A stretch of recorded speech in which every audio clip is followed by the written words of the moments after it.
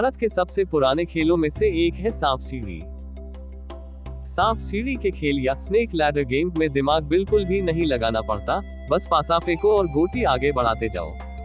गोटी 98 नंबर तक पहुंच चुकी है, बस 2 अंक और मिल गए तो बच गए और अगर नहीं मिले तो फिर वही चक्र शुरू। लेकिन अक्सर यही होता है कि 99 की संख्या पर मौजूद खेल का सबसे लंबा सांप गोटी को डस लेता है और खेल की शुरुआत एक बार फिर से करनी पड़ती है।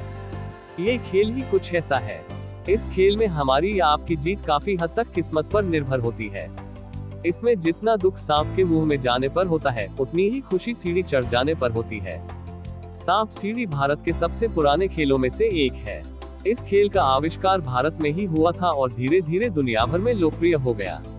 माना जाता है कि इस खेल का आविष्कार 13वीं शताब्दी के संत ज्ञानेश्वर ने किया था, लेकिन कुछ सूत्रों के अनुसार ये खेल 2वीं शताब्दी ईसा पूर्व से भी पुराना है। उस समय ये खेल सारिकाओं या कौड़ियों की सहायता से खेला जाता था।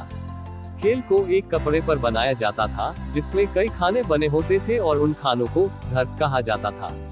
हर एक घर को दया, करुणा, विश्वास, विनम्रता और भय आदि नामों से जाना जाता था। तब इस खेल को कैलाशापट्टम, मोक्षपट, परम पदम, ज्ञान चौपड़ यानी ज्ञान का खेल भी कहा जाता था।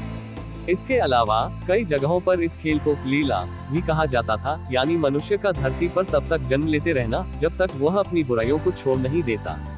वहीं आंध्र प्रदेश में इसे वैकुंठपाली और परमापदा सोपनम के नाम से भी जाना जाता है। इस खेल का उद्देश्य मनोरंजन के साथ साथ आम लोगों को धर्म मर्यादाओं का ज्ञान देना भी था। सीढ़ियों को सद्गुण या अच्छे कर्मों और सांपों को अवगुण या बुरे कर्मों का प्रतीक माना जाता था।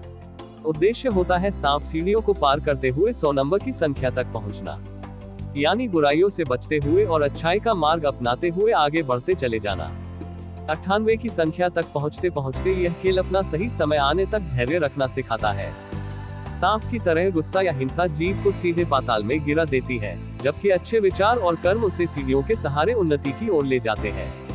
इस खेल को मोक्षपट इसलिए कहा जाता था क्योंकि इस खेल के 100वें पायदान पर पहुंचने को मोक्ष मिलने की तरह ही देखा जाता था।